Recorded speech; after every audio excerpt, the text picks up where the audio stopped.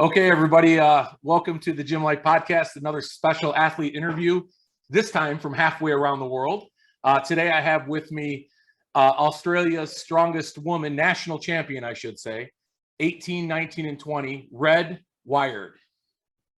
Thanks for having me. Yeah, thanks for joining me. You know, we've been working on this for, well, quite a while now, because you have a cool backstory and you have a cool kind of, you're in the Army. We'll talk about that in a minute too, because before when I tried to get a hold of you, you were out in some, you know, I guess it was just your training, your annual training. Maybe. Yeah. Yeah. But we're obviously, you know, our show is based around strength athletes and all lifting athletes. And certainly you fit that bill over there in Australia. And I can't wait to hear all about the scene over there, particularly the strongwoman scene, because I know we're big fans of each other's sport in the strongman community everywhere around the world globally.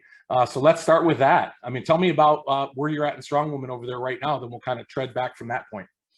Yeah, so at the moment, I'm currently training to come and compete overseas. I've been doing strongman for about 6 years now, and my goal was to always compete internationally to test myself against the rest of the world in my weight class. I compete in the under 82 kilo middleweights.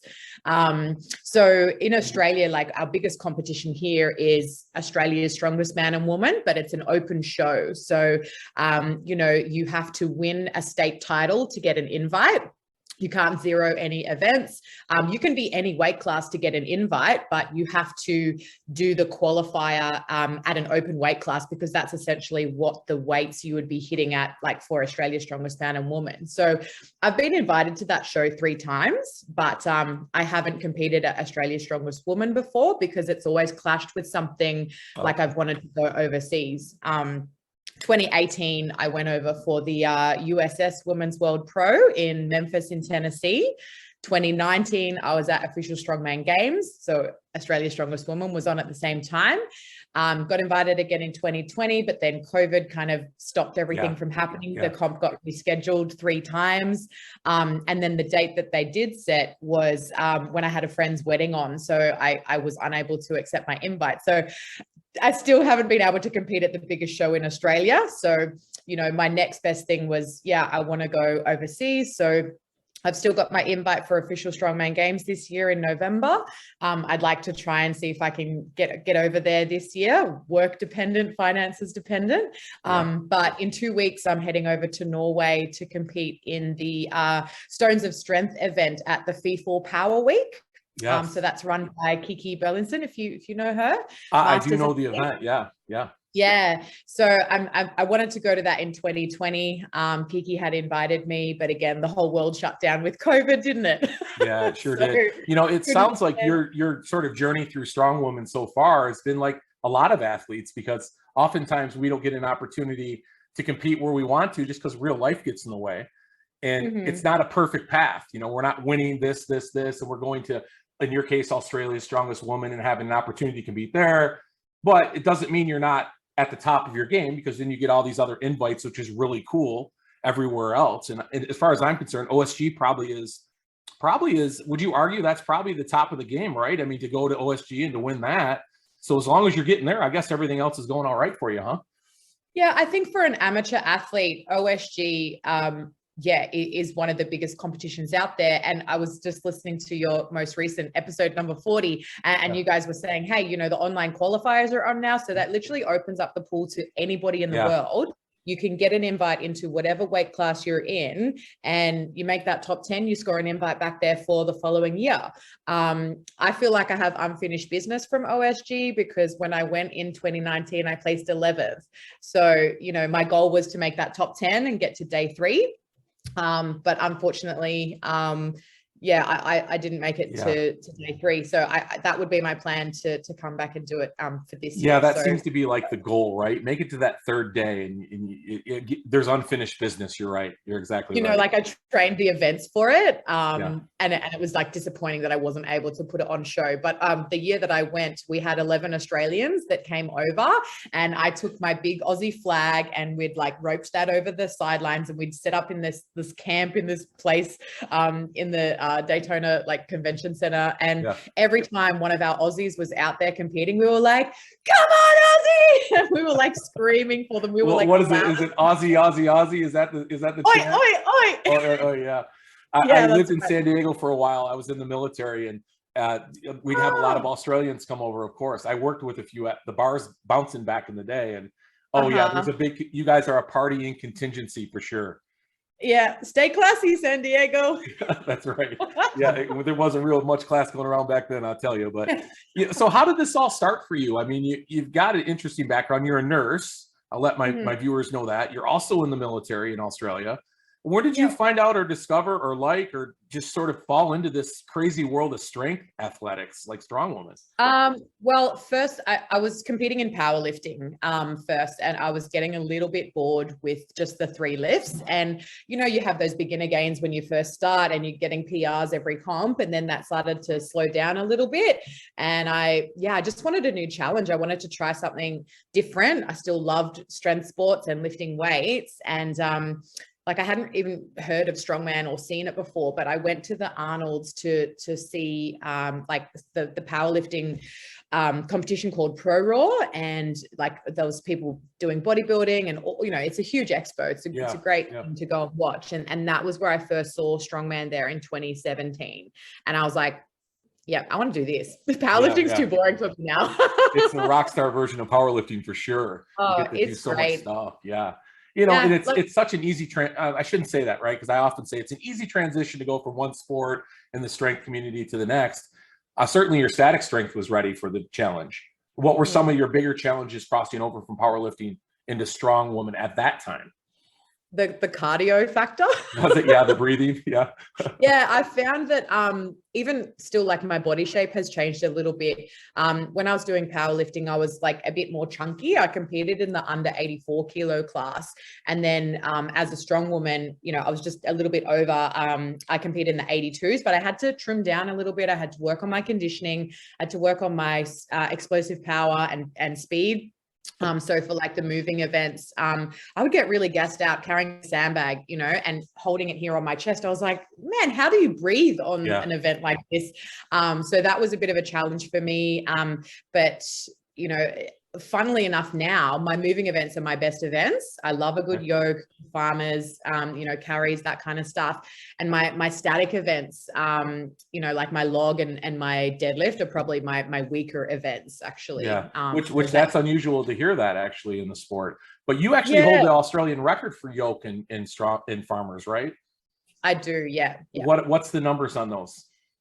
So for yoke, it's 300 kilos, and that's a 15-meter run. Okay. And for farmer's carry, it was 110 kilograms per hand for a 15-meter run. I did that in 11 seconds. Yeah, those are 2 pretty nice records to hold. I mean, it seems like everybody's going after deadlift and log press these days, but they have the others, Give me the moving events. I do also hold the record in the monster dumbbell. Oh, that's right, you do. Yeah. So that's 55 kilos. Okay, yeah. How is the strongman scene? Obviously we're all blessed to be able to share each other's demographics a little bit through Instagram and through Facebook and these other social media sites. And of course, that's how I got to know you. But how is the scene over there in Australia right now? It seems to be a pretty good scene, huh, for a strongman? Yeah, I think we definitely have a lot of athletes that have the potential to be able to compete overseas with the numbers that they're hitting and the shows that they're winning. But I guess maybe people kind of got a little bit scared after COVID. They might be a bit frightened to travel. The airfares have jacked all the prices up, for getting over there. Our Australia's strongest woman, Alarine Claire, she came over with me to OSG in 2019. And I think that was only her first or second year of competing. So, she scored her invite from winning the Australian Nationals here. And she, like me, had the same mindset. Look, I've been given this opportunity. I may as well just go. I'm kind of a newbie, but I'm just going to see what happens. I think that gave her the thirst for wanting to train really hard and to win the title of Australia's strongest woman. So, I'm not sure if she's going to try and get over there again this year, because we all did the qualifier, and Lynn Morehouse, the promoter, he has just been a gem. And he said, look, I'm going to roll over your invites, because we actually physically could not leave the country last year. We we had scored an invite, but we had this lockdown restriction where we couldn't fly. So that was like not of our own decision making. Yeah. We were kind of like prevented from doing that. So he said, look, you know, I'll just honor your invite. Yeah. You've worked hard for it, and you can like come back next year. So we said, okay, I really want to try and milk that opportunity while I've got it given to me, because it's getting a lot harder to qualify now. I don't want to have to do like the online qualify next year or nationals to get my event, my ticket next year. Yeah, it is so true. I mean, it's because, and it's a good thing, I guess, right? Because qualifying now for these bigger events is more difficult because there's more people involved that are pushing the envelope of qualifying. I mean, the weights are going up almost on a daily basis, it seems, anymore. And these more participants that we get in. So it's a love-hate thing, right? We want to go do these things, but it's harder to get into because oftentimes now we have to go through a bigger pool of athletes to kind of get to where we want to go. But it's a great challenge. I think we all accept.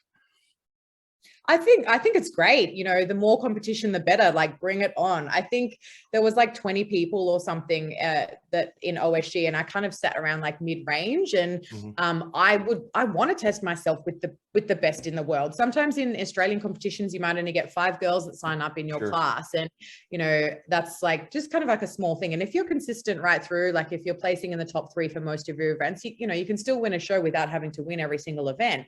The tables get really turned when you're competing with, say, 20 people in your class, because if you do poorly in one event, that can really fuck your scores up for, you know, for overall, because you need to stay consistent. That's the beauty of strongman. It's not, you know, one event, you know, you're at knight in shining armor. You have to be a good all-rounder.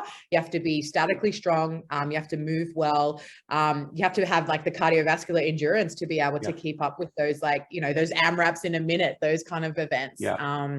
The sled drag, oh my gosh, like that one that was from where you put all the sandbags into the sled and then reverse drag it back. You must have loved that, right? It took me like fucking 10 minutes to be able to get my breath back after that. I mean, I say I like conditioning, but man, that was hard because it was so heavy for me. And I remember seeing the weights, like when they first got released, I thought they're all over my maxes, but I trained my ass off for like 4 or 5 months. And then I was able to, you know, I didn't zero anything. So I was. Yeah, that's always the goal too, right? Because, you know, there's always going to be a challenge in these shows that might be a little bit out of your wheelhouse that you sort of have to just sort of pull it together, you know? And obviously in strongman, it's a little bit different than powerlifting, right? Because you first off, you have to be pretty good at all the events to be at the top of the game. But the other advantage is you can kind of make up the difference a little bit over the course of 5 events as well, especially if you kind of hover somewhere in the middle on certain things. So even an event like that can allow you to sort of, even if you don't zero, that's the big thing, because zero will take you out of the game. That was my goal. I was like, I mean, my top goal was make top 10. Like I really want to make top 10, and I didn't achieve that. And then my other goal was don't zero. So, well, I think it's awesome that Lynn is, and Lynn Moore, I've heard nothing but good things.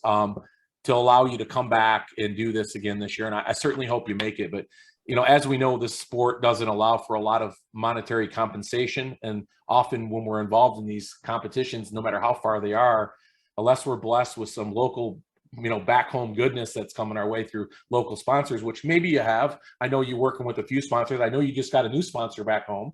And I'll let you share that here in a second. But it's certainly not an easy thing to do. As much as we'd like to compete at these shows, if it's not COVID, it's something to do with gas prices or something else, right? Oh, they're ridiculous here at the moment too. Yeah. Well, is it as bad as everybody says it is over in Australia? Yeah, I think to put things in perspective, it used to cost me about $50 to $60 Australian. I'm not sure what that is in American dollars, but it used to be about $50 to fill up my car. I have just like a small Mazda 3 hatchback. So it's a small car. It doesn't cost much to run. The other day when I went to fill up my car, it was $110. So it's doubled in price. That's unbelievable. And I just thought, oh my God, it is, you know, I also ride a motorbike. So I've been taking the bike a few more places other than the car, just because the gas prices are just ridiculous. It is so bad for everybody right now. Yeah. And sadly, we're not getting any more money at work. So you're a nurse and you're also in the Army. Let's talk about that for a minute. I loved hearing that when you said, I'd love to get with you, but I'm going to be busy for a couple of weeks. Tell me how long you've been in the Australian Army. is just all over the place. Yeah, so I'm Army Reserve, so I should caveat that. So I'm not in the full-time military. I have my civilian nursing role, and I do the Army Reserve. So that requires me to parade on a Tuesday nights from 7 till 10 p.m. We just go into our unit on our main base here in Brisbane. There's a lot of admin. I'm being ex-defense yourself, I'm sure you know that. I'm an officer, so I look after like junior soldiers underneath me, and I always have performance appraisal reports to do, and meetings to attend, and just lots and lots of paperwork kind of stuff. The amount of actual nursing I do in the Army, it's like very little at this point. But that's what we have our training exercise for. So then 1 weekend a month we have an exercise where we might have to stay over, or we might go outfield, or we might just attend like the Saturday, Sunday, just for a day to do clinical training. So we'll run through different scenarios. We might do advanced life support. We might do a cardiac arrest scenario. We might do like advanced airway training. We might put catheters in, IV lines, blood sampling, pathology, like all your basic like wound dressings. So all of like the medical training that you would do, like say in a hospital setting, but in a military environment. So when you're outfield, you've got like your field hospital that you set up with like the echelon, like the pop-up tents, and you've got all your drawers with your medications and your syringes and needles and supplies and everything that you would need. But you have to try and keep the environment as sterile as possible because you're in the bush. So which is the real challenge. Yeah, it certainly is. And it's a very different type of nursing to what I do in my my civilian role. So I work mainly in the mental health sector with veterans with complex mental health issues. So this is where I like to tie my defense training in with my like nursing training, because like I know what these guys experience when they come back from deployments, and they might have post-traumatic stress disorder, major depressive disorder, or generalized anxiety disorders, where they just can't function in their normal day-to-day lives. So they might need like a carer, or they might be on a disability support pension or a veterans pension because they're unable to work. They're physically incapacitated to, not just because of their mental health, they might have like really bad physical injuries as well from, all of their military training.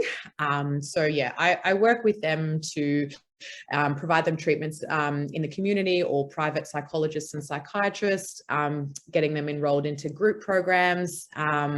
They can do like family or couples counseling or individual counseling. They might have like a complex case manager if they've got like a lot of issues that's just too much for just one psychologist. They have like a multidisciplinary team that will help them look and find some housing or find a job, or sorry, my dog is just annoying me here. Can you see? Yes, I got him. He just wanted to come and say hello. So the Army nursing role is very different to my civilian nursing role. And then I also work for a nursing agency doing casual shifts in the hospital on different wards. Yeah, that's what you've been doing the last couple of days, right? Yeah, exactly. So I had days off from my mental health veterans nursing job, and then I picked up extra agency shifts at the other hospital. So I have 3 very different types of nursing jobs, but I love them all because they're very diverse and they all provide a different challenge.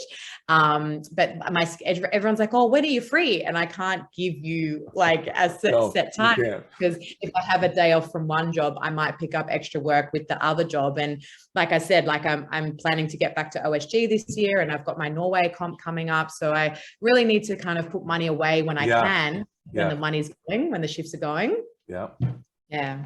Well, it's really cool. You got a lot of diversity in your job. I was just getting ready to say that. It's really cool that you have the opportunity to do different things. I think what's really interesting is you work in psychology, and don't you realize that most psychologists are kind of crazy themselves? But now this all makes sense to me because you're a strong woman and you lift heavy shit all the time. Yes. It makes perfect sense now. I've learned a lot about psychology. I'm actually almost about to finish my master's degree in mental health nursing. So I love the brain and how it works, and how we're wired, and what drives people, what motivates someone to get out of bed in the morning and get to the gym and go and win titles. I think you have to have a little bit of crazy in you to do strongman, because it's a painful sport. There's nothing fun about it really, other than finishing training or finishing a competition, because when you're involved in it, it's pain and suffering. It really is. Yeah, but you do get a huge sense of achievement. You know, like I have to say, sometimes you get your wins, you get your losses, but on the whole, it's such a good community to be a part of. Yes. Like on the weekend, I just got back from Victoria. I was reffing for a comp down there. My partner was competing, and I just loved getting to a different location, getting involved in it.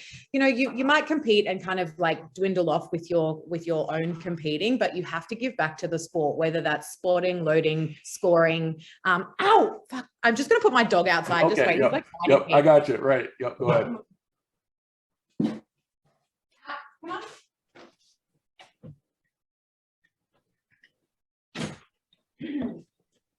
Sorry about that. Oh, no he's a Great Dane and he's got a huge head and he's like chomping my arm and I'm like, I'm not dealing with that. He wants the attention right now. I got a 4-year-old at home. He treats me the same way. Yeah. What was I saying? Oh yeah, so it was good to get involved in you know, go to another location and help out there, because these comps don't run on their own. They need a lot of volunteers and helpers to come and, you know, support that. So I like giving back to the sport. I think the community is amazing. I've made some incredible friends. I think most of my good friends now are people that I've met, you know, when I first started about 6 years ago now, because you travel a lot for competitions also. You know, there's the after party post competition, everyone likes to celebrate and like have a few drinks and that. And yeah, like, and they're just as weird as you are because they do this crazy thing called strongman. So true. Yeah, there's a commonality there for sure. But you said it right. I mean, that's the great thing about the sport. And not that I don't love all the lifting sports, but particularly in strongman and strongwomen, there is this sense of fraternity and sorority that we belong to that's very unique. And that giving back to that is, well, it's what makes our sport, because we are a niche kind of community that requires a lot of kind of giving back to in order to kind of make these events work. And we see that even at the highest level, you know, come on and work Clash on the Coast. And I went to that one recently. I'm sure you're familiar with the Clash series, and I'm sure you're probably thinking about going soon. Oh yeah. Yeah. That seems like the pinnacle for, like, you know, the middleweight classes to get there. It's so great. Yeah, I went down to the one in South Carolina, the Clash on the Coast, the big one, recently, or in April. And yeah, a lot of the volunteers there and a lot of the people came from a long ways away just to be able to volunteer and participate in that event. And I just love that so much about that. And it probably not enough was said about the people that were there supporting that whole contest, because these were people there that were getting a t-shirt to hang out for 2 days and move around thousands of pounds of weight. But that's the beauty of this sport, right? We always give back. I think as well, being a spotter or loader, when you're changing those weights around, it's a huge workout. It's a workout. Yeah, I prefer normally, I like reffing, I like scorekeeping, and I like doing the timing. But if they're like, oh, we need a spotter and loader, I'm like, might be busy that day. Right. Especially powerlifting, maybe, right? That's even worse. Oh my God. Funny. I've still got that mentality. It's terrible. I know it. Right. It's so true. So you've got kind of a cool opportunity. You just got a couple new sponsors, right? You're with Cerebus, right? Currently. Yeah, Cerebus. Yeah, Cerebus. I've been with them for you're also with your more recent sponsor is Icon Fit Australia. So they do supplements imported from Northern Europe in Estonia. So it's like the main brand is called Nordic Imports, and they do powdered candles. They've got Chaga Health, which is like essential oils and things like that. And then their supplements side of it as well. So they're 3 different brands, all under the Nordic Import brands. But my sponsor now is the Icon Fit Australia, which is the supplements side of things. Do you get a lot of support in Australia? Do you guys, and certainly we've done a better job in the last couple of years in the States, that we've had more support from sponsors at shows. Is it still, is it kind of moving along the same lines as you would recognize, or is it still, do you get a lot of community support? Do you mean like a financial incentive? Yeah, like I guess financial or just any type of support for these shows. I mean, how's the community respond to the strongman community out there in Australia right now? I think, we definitely don't get paid, but we might just get free stuff from the brand. Sure. So like, I'm very lucky with my Cerberus things. Like lots of people use my discount code, and then I build up a fund and I can get most of my stuff for free. So I just recently added my, my safety sport bar to my home gym. Perfect. And, you know, they're like $600, but you know, a lot of people used my code. Nice. And then I ended up getting that for free. So I was very grateful for that. I have like a clothing brand sponsor, Girl Clothing. They just give me, you know, free stuff or discounted clothing when people again use my code. I'm very lucky to be sponsored by City Cave, which is a wellness center that do magnesium float tank therapy and infrared saunas. So I was actually going to them like very frequently leading up into my competitions, and my body was just feeling really achy. And I would find that going to a float and a sauna combined together, I would just feel so much better afterwards. And then I got talking to the owner, started telling them about my strength background, and they were like, okay, yeah, like we would love to have you like as an ambassador. And then we just kind of, it was this mutual like relationship that developed. And that's how I like to, you know, if I am going to be sponsored by someone, I want to make sure first of all that I'm like, I believe in the brand, and I, you know, I like what I'm selling. I wouldn't be like, oh, buy this because I have it every day, and you know, just trying to be an influencer, like that shit just gripes me. But yeah, so in terms of like financial stuff, like no, I haven't like, you can't make a living off being, you know, and I guess I was referring more to like, you know, I know getting sponsors for years and years over here stateside, just to be participants in the show to help support the idea of getting these shows kind of, you know, paid for, supported by, you know, and it's been a bit of a long struggle, but we're getting to the point now where we've made a good brand for the sport of strongman, in the sense that I think we're doing a better job providing returns for these sponsors and getting more and more of them involved. And I was just curious, kind of that scene over there in particular as well, because I know Europe's got a very strong contingency of businesses that support the strongman community there. They're head and shoulders above the rest of the world. I was just kind of curious how Australia fit into that as well. Yeah, well, when we do have the big shows here, we usually do put our feelers out and see like who would like to have like a stall there, or who's the major sponsor. Right. Like Cerberus is always on board with a lot of these ones. Like they give prize packs, you know, so whether that's like a voucher for their online store, or it's like, hey, you've just won like an Infinity Lever belt, or, you know, they'll put money into the like the prize packs for the athletes. Again, you know, certain supplements would like donate like prize packs for podium finishes, for example. Like the Icon Fit Australia, who's just taken me on now, they were at the hurdle competition, and they had a stand there where they were giving supplements to all the athletes to come and try. Okay.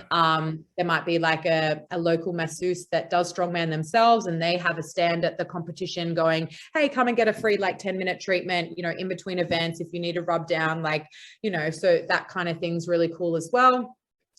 So yeah, I guess if you're a brand that wants to be recognized, you need to give back to the sport and offer and say, hey, yeah, I would like to come and be at your show, and, you know, and help out.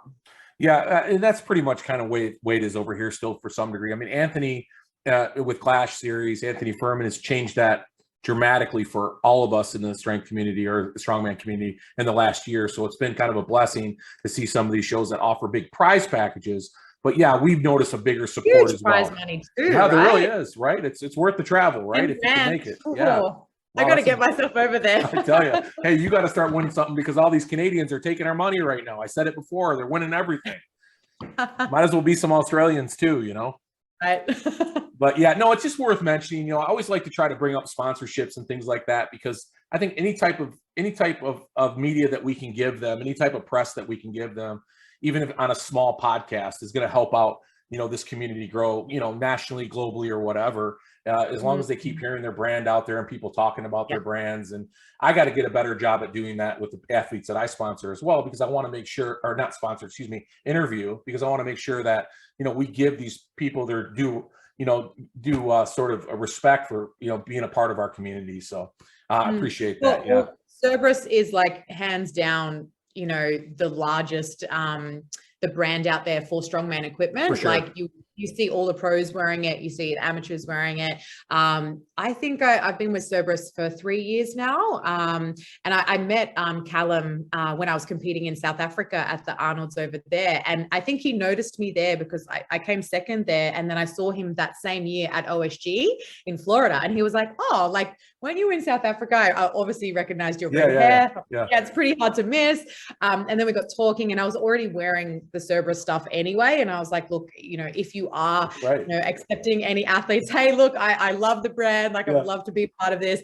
And then, you know, with persistence, you get what you want. It all works out in the end, doesn't it? Yeah, for sure. No, that's great. Yeah, you weren't wearing it because you didn't like it, right? So, well, that's right. You can't hurt but asking. So sometimes you just have to put yourself out there and go, look, what's the worst that can happen? They can say no, whatever. And then he kind of teed me up with Carl Sherry, who's the Australian distributor here. And his partner Camilla Fogagnolo, which are, you know, the duo lightweight champions. So they're very, very good athletes themselves. And, you know, I've developed a great friendship with them now, and it is a partnership. So I'm very, very happy to be supporting Cerberus as well. Yeah, that's really great. I love to hear that, and go Cerberus too. I mean, they're awesome. So what's going on with? So you're going to be heading out to Norway, as you mentioned before, in 2 months. So 2 weeks. 2 weeks. Oh, geez. Oh, yeah. You're pretty much in a deload right now then. I leave on the 12th of July. So less than 2 weeks. Actually. Yeah. When you travel, because going from Australia to anywhere is a long trip. Oh, yeah. So how do you manage your travel? Because, you know, obviously more and more opportunities now are for athletes globally to kind of get to each other's countries and compete with all these great Strongman Champions League and the Arnolds and everything else that's going on. And especially what affiliation is that? Ultimate Strongman out there? What is that? Did you say that with event was? Yeah. I don't know if there is, like, it's not a brand, but it's a competition that Kiki and her husband Eagle have run for years. In the mountains. They hosted the Clash in the mountains out there, that same venue. Oh yeah, right. Yeah. Okay. Yeah, so that's where it is. So they're just a couple real big promoters that promote a lot of bigger events in that area. How do you prepare for your travel? I don't know if it's actually branded under that. It's a very long flight to get to from Australia. So my partner and I are actually stopping off in Dubai first. So from Brisbane, where we live, to Dubai, it's like 14 hours, and we've got a 2-day stopover there. Oh boy. We're staying on. Is that a smart move? Is that really a smart move to lay over in Dubai for 2 days? Well, I didn't want to go. You'd have to lay over somewhere in like Singapore or somewhere else in Asia. And I thought, look, I've never been to Dubai. After seeing Woos there and like the massive strong gym, I said, like, I want to go and stop over there instead of just having like a few hours. Let's actually have like a night or two there to recover from our jet lag. And we wanted to go to the indoor water park and like the snow dome that they have, and check out the gym there. So we got that, and then from Dubai we go to Oslo in Norway. That's like another like 16-hour flight or something ridiculous. Crazy. And then from there we have to catch a train from 3 hours from Oslo up to Vinstra, and then it's like a short cab ride into the mountains where the comp is. So and the next morning you compete. No. I'm there for a week. Good. I've offered to help out with the strongman, arm wrestling, Highland Games, with all the other events, so that my accommodation is covered. Yeah. So I'll be competing on the last 2 days of the competition. Oh, that'll be a lot of fun. Yeah, it's a 7-day event, and we will be helping out, doing, I don't know, whatever. He wants to do for that week. And then my comp's on the last 2 days of that. Nice. Yeah. Well, it sounds like you've done this more than once, so I know you know how to prepare for your travel for sure. But I was curious, because being in the middle of the planet, I guess, trying to travel everywhere, in the bottom third of it or whatever, but that's interesting. Is there a lot of Highland Games over? You mentioned Highland Games over there in Norway. I do Highland Games now here in the States, and I love it.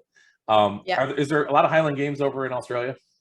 I have competed in Highland Games before, but where I am in Queensland, there's not a huge community here. Like, there's a few athletes scattered here and there. It's a bit down in New South Wales and Victoria, so like the southern states. They did have the Australian Championships in May. It was called the Ipswich Gathering Festival, and one of our Aussie athletes, like, she came from a powerlifting background and she just jumped into Highland Games, because her friend kind of roped her into it, and she ended up breaking the record for the weight over bar I would guess that. I was just getting ready to say that. Yeah, she's very, very strong. Lily Riley is her name. Yeah, and unfortunately I'd signed up to do that competition, but then I had to be away with the army. So I was really bummed that I didn't get to do it. I love Highland Games. I mean, who doesn't love wearing a kilt, right? It's super fun. Exactly.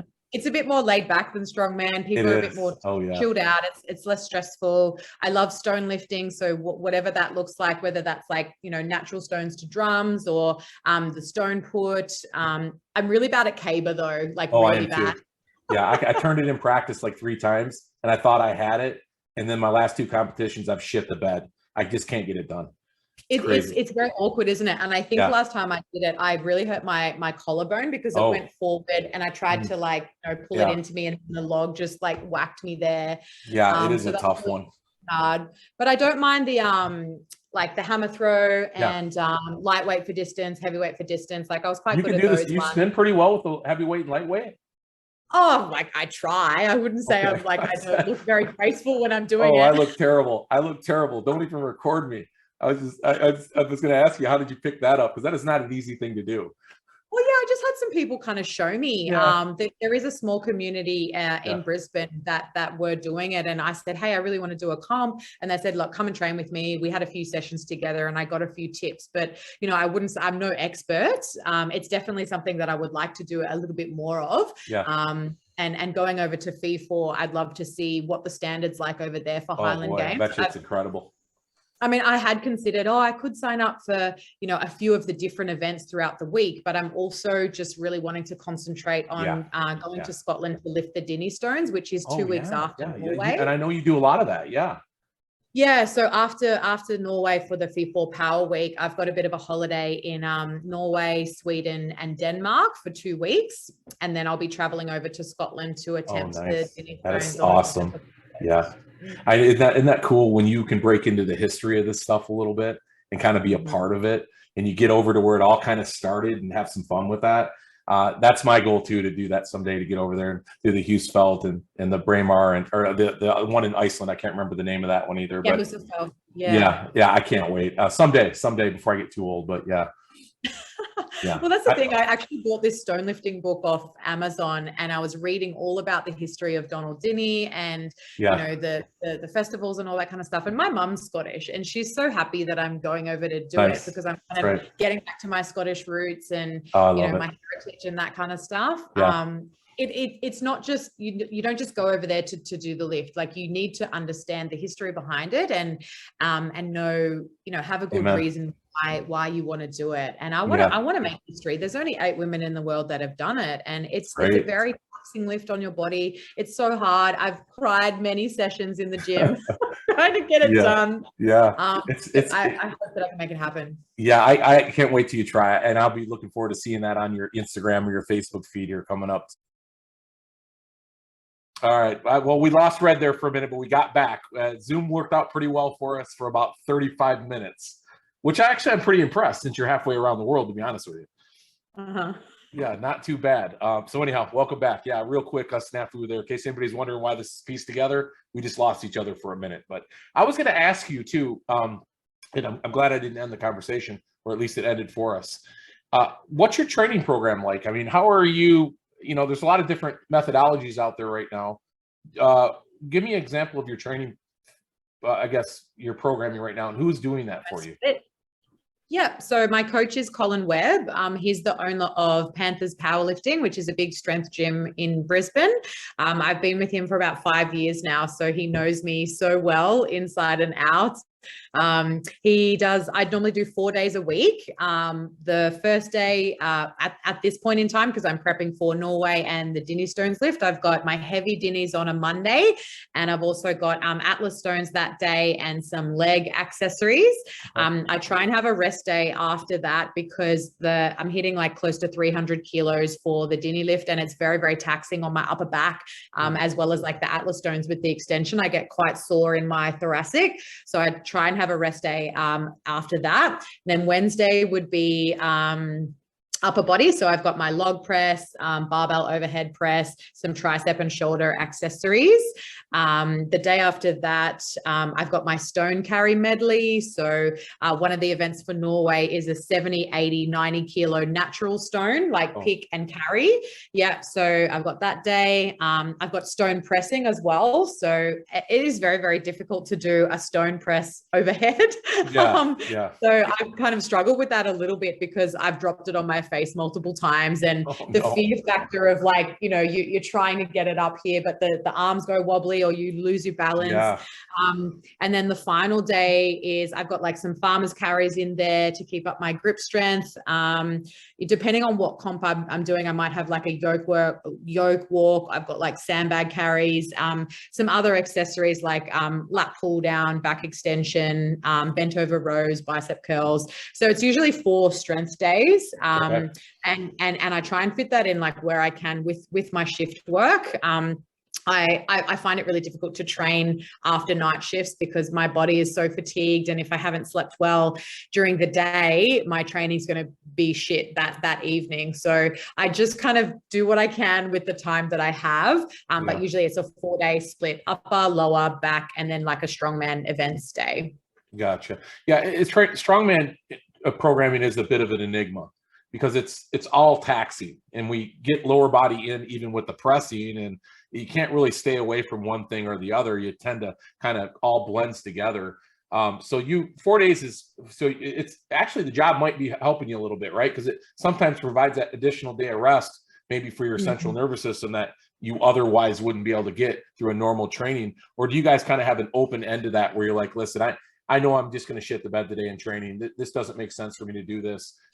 You kind of keep it open like that.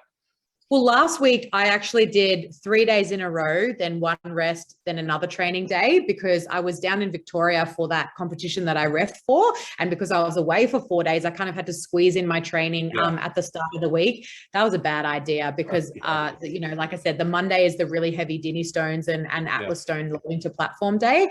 And then backing that up with like a heavy overhead and then a heavy back day. I was so fatigued. I really struggled with like my other sessions later in the week because my body was just trying to catch up, you know, and I didn't have enough rest in between. But that you've just got to juggle it. It's all like a balancing act, really. I try to have a day of active recovery in there as well. So, you know, you saw my dog earlier. I try and go for like a nice long walk with him. I might do like a pool session. I do have a pool in my townhouse complex where I live. So, you know, do a couple of laps in there, just get the body moving, doing something active for my recovery. Like an active recovery type thing or something. It's always tough to kind of nail it down. I think we have better weeks sometimes and not better days, you know, like we'll string together a couple then kind of go from there, and as things start to shape out towards a show. Coach, you're really only competing probably 3 or 4 times a year right now, or do you find yourself in more competitions? Yeah, well, at the start of this year, April actually, I had the big show. It was called Australia's Strongest Middleweight Series. So kind of similar to what Anthony Furman's doing with Clash on the Coast. The ASMS, that's the acronym for it. So it's under 73 and under 82 women, and under 90 men and under 105 men. So just those 4 weight classes. It's basically like a series where there's, you know, 3 or 4 shows a year that'll get you an invite to the final, and you can accumulate points to get to the big final, which they usually hold. It's a big festival called Meat Stock, and it's like a barbecue festival where you get lots of cowboys, and they have like smoked meats and burgers and slow cooked stuff. Like it was a really awesome show.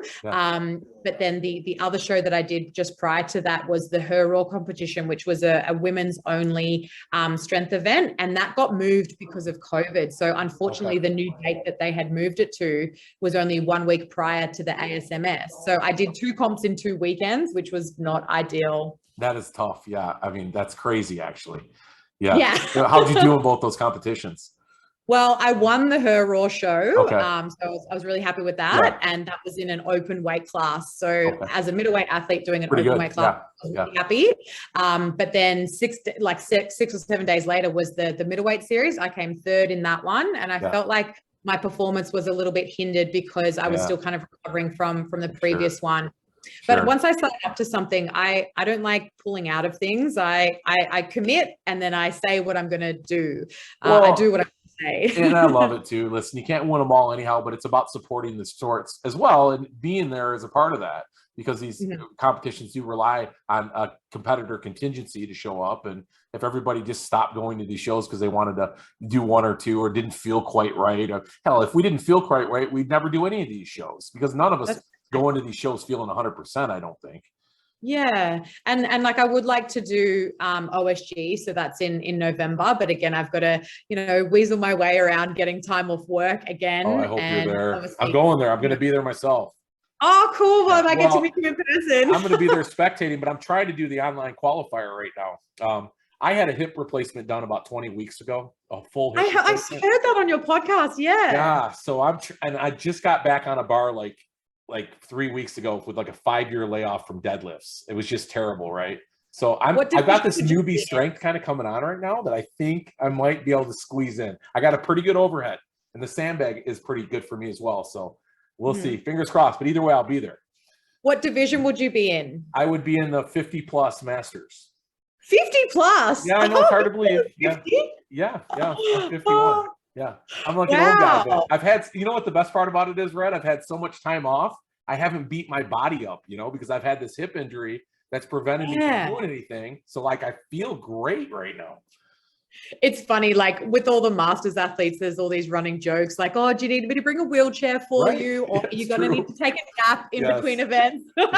It's so true. I mean, listen, I'm feeling great right now, but I know once I start, you know, really getting into these training days, things that I tend to take a couple more days off right now than I used to, but I'm hoping. But either way, I'll be down there to watch you. So you better be there for that and at least try to make it happen. I know it's not that easy from where you're at, but in any case. And like financially too, like it's a struggle to get over. The flights, I guess the airlines have really just increased the prices on all of that because nobody had traveled for 2 years, so they need to make their money back somehow as well. Yeah, I don't know. That almost seems like reverse thinking on that a little bit, you know, counterproductive, but whatever.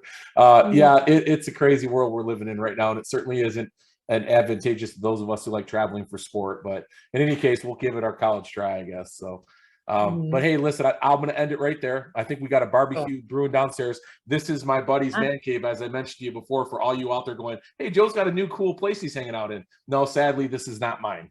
I can see the steering wheel on the wall behind you. Yeah, he's a car guy. He's one of those mechanical type guys. He's an engineer, you know, real smart guy. Over in that little corner. He's got all his bourbon over there. That there might be some in this cup right here, but you know, we're celebrating the 4th of July weekend. Drinking on the job.